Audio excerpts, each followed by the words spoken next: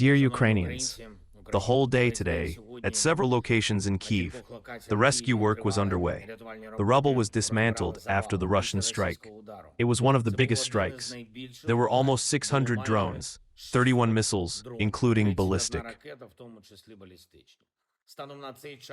At this time, there are 19 dead in Kyiv, of which 4 children. My condolences to all relatives and friends. This strike clearly demonstrates that the Russian goals have not changed. They want to fight. They strike not only at our people, not only at our cities, our communities. Russia is now striking at everyone in the world who wants peace. This is a strike on Ukraine. This is a strike on Europe. This is also a strike by Russia on President Trump, on other global subjects. In Washington, we heard that Putin seems to be ready to end the war, to meet at the level of leaders and solve key issues. But he chooses ballistics instead of any real steps towards peace. He kills children so as not to talk about when and how there will be peace.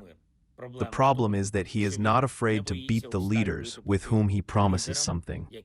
This is not only the President of America. This also applies to the countries that are still trading with Putin, such as China or India, other countries of Asia, Latin America. Russia is simply attracting their allies with such blows, such killings of people. Today there were many principled reactions to this Russian evil. The leaders of Europe are principled in this, public leaders, politicians in many countries. I am grateful to everyone in America who has now felt how inhuman this blow is, what the desire for war is behind it.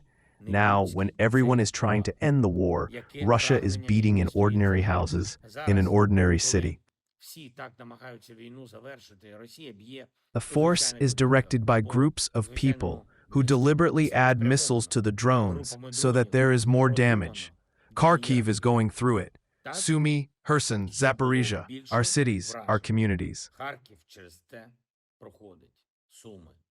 We need a clear answer from the world to this evil. There are no deadlines that Putin has not broken.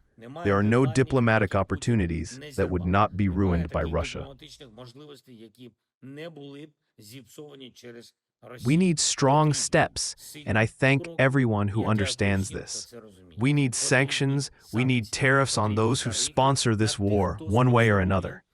Today I spoke with Ursula von der Leyen, in particular about a new sanctions package and about the coordination of our diplomatic work. I spoke with President Erdogan of Turkey, in particular about the fact that the Russian blow proves that Putin does not respect anything of what he promised. The world must force him to fulfill promises, force him to stop the war. I also spoke with the General Secretary of the United Nations, Guterres, in the context of his preparation for a meeting in the format of the Shanghai Cooperation Organization. These will be the meetings of China. Unfortunately, China allows Russia to fight. This is how it looks. And although there were many statements from China that it is impossible to expand the war, it is necessary to stop the war, but there really are no strong steps to this. We need to convince global subjects that they should act. The end of the war is possible.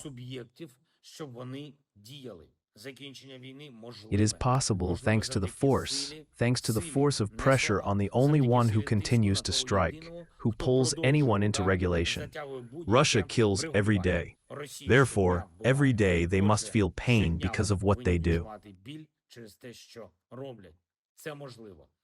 This is possible. We need sanctions, tariffs, support for Ukraine, our strong army, our ability to protect life and respond strongly to the Russian military machine. Eternal memory to everyone who was killed by the Russian state.